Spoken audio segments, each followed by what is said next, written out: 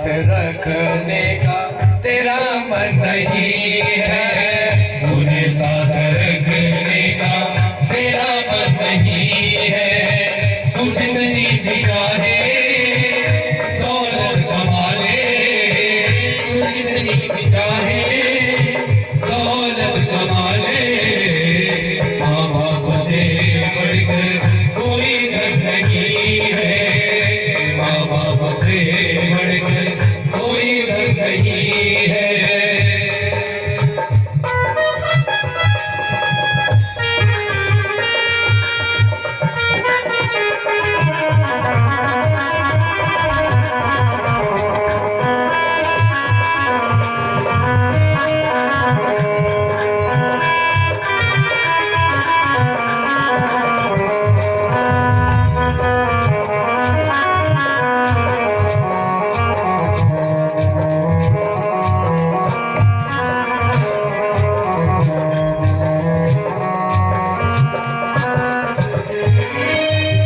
जन्म से तुझे है जिस माँ ने पाला,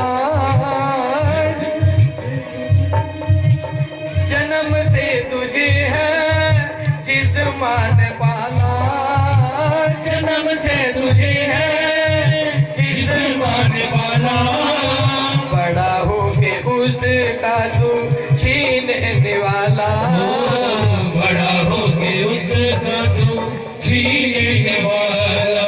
और याद रखिए, सभी भूलिए मत, संतान को चाहिए क्या?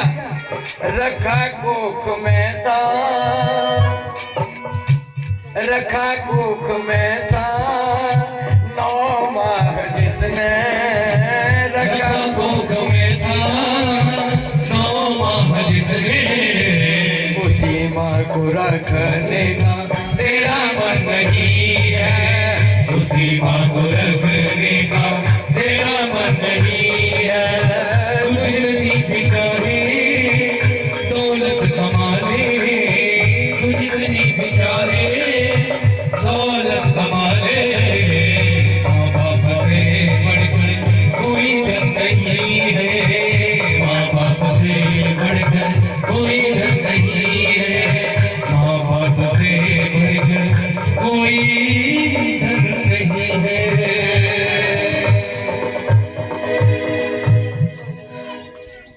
माँ बाप से बढ़कर कोई धन संसार में है कोई?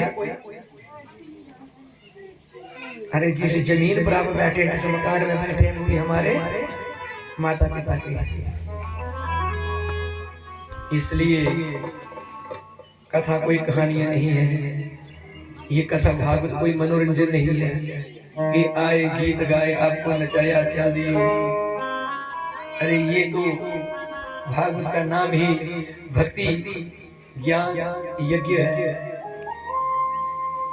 जो इस भक्ति के गूढ़ रहस्य को समझ गया, जिसको प्रभु के चरणों में प्रीति हो गई, उसने गोविंद को पा लिया।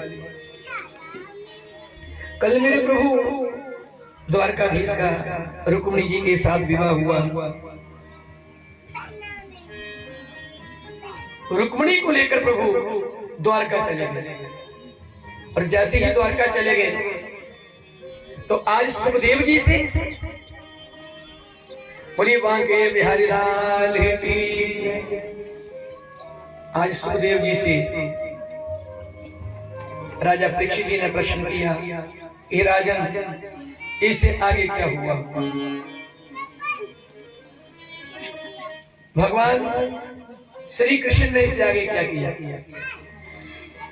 काम वासुदेवासु दग्धं प्रागं रुद्रमन्यमा देहोपपते भूयस्तमेवं प्रत्यहं पद्यते।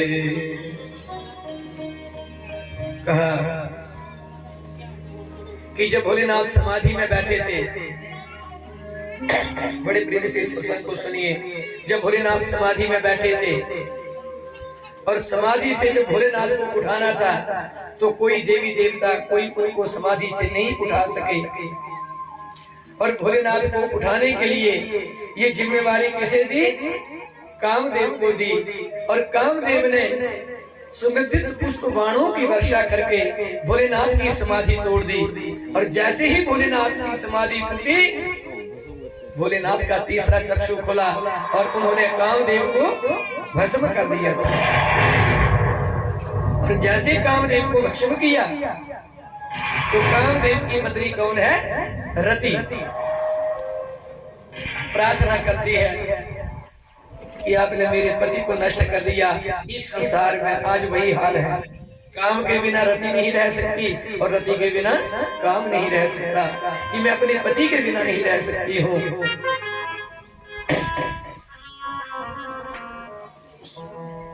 उसे बता दिया गया कि द्वापर में जब भगवान श्री कृष्ण जी आएंगे तो उनके घर पर तो पुत्र के रूप में तुम्हारा पति ही आएगा। रुक्मिणी भगवान द्वारकाधीश श्री कृष्ण जी के घर जो प्रथम पुत्र हुआ तो वही कामदेव का रूप जो था वो पुत्र बनकर आया और उसी का नाम जो था वो प्रद्युम्न रखा गया। षष्ठी ही जात मात्रम तु प्रद्युम्नम सूतिकां गृहात्। आज 6 दिन हो गए प्रद्युम्न के जन्म लिए हुए और सूत का गृह में पालने में उनको सुनाया था कि ममे वहंती मुनि हतवानम काल संप्र। उसी समय जो काल संप्र नाम का जो असुर था उसके मन में क्रोध उत्पन्न हुआ। वो भगवान को अपना शत्रु मानता था और काल संभर जाकर प्रद्युम्न को शिशु गृह से उठा कर ले गया। आकाश मार्ग से जा रहा था, रास्ते में एक नदी पड़ी और जैसे नदी से गुजरा तो क्या हुआ? काल संभ्र असुर के हाथों से प्रद्युम्न छूट गया। ध्यान दीजिए। और जैसे ही प्रद्युम्न हाथ से छूटा तो वो कहाँ गिरा? नदी में गिरा। और उस समय नदी में एक बहुत बड़ी मछली थी, उसने मुख खोला हुआ था और वही प्रद्युम्न जो था वो मछली के मुख में चला गया। सुबह मछुआरे ने जाल फेंका, मछलियां पकड़ी। जिस मछली के पेट में प्रद्युम्न था आज वो मछली ही जाल में फंस गई। और जो सबसे सुंदर अच्छी मछली होती थी उसको राजा को भेंट किया जाता था। वही मछली उठाई, राजा को भेंट की। जब मछली रसोइये के पास दी गई, मछली का पेट चीरा तो पेट में चीरने से बीच में क्या निकला? एक सुंदर बालक निकला। उस बालक को लेकर सभी राजा के पास गए। राजा की मति मारी गई, भूल गए थे कि मेरे हाथों से बालक भी नदी में छूटा था, कहीं वही तो नहीं है। कहा मैं इस बालक क्या करूंगा, आप ले लो। अब उस बालक को कौन ले? तो उनकी रसोई में एक बोलिए बांके बिहारी लाल की, उनकी रसोई में एक विद्यावती नाम की काम करती थी। उस विद्यावती का विवाह भी नहीं हुआ तो वो संतान भी नहीं थी।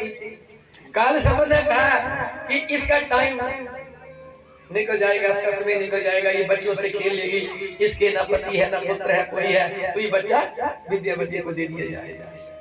विद्यावती उस बच्चे को लेकर जब आई तो अपने घर में उसकी कितनी सेवा करती थी कि ये मेरा पुत्र है, और उसको बहुत सेवा करने लगी। एक दिन दोपहर का समय था, वो आंगन में एक टब रखकर प्रद्युम्न को नहला रही थी। और माँ कैसे नहलाती है, दानियां कैसे नहलाती है बच्चों को, उल्टा करके टांगों में पानी ऊपर से पहन के बस आंगन में नहला रही थी। और आकाश मार्ग से कौन आ रहे थे? जरा जोर से कौन? नारद। कैसे आ रहे थे?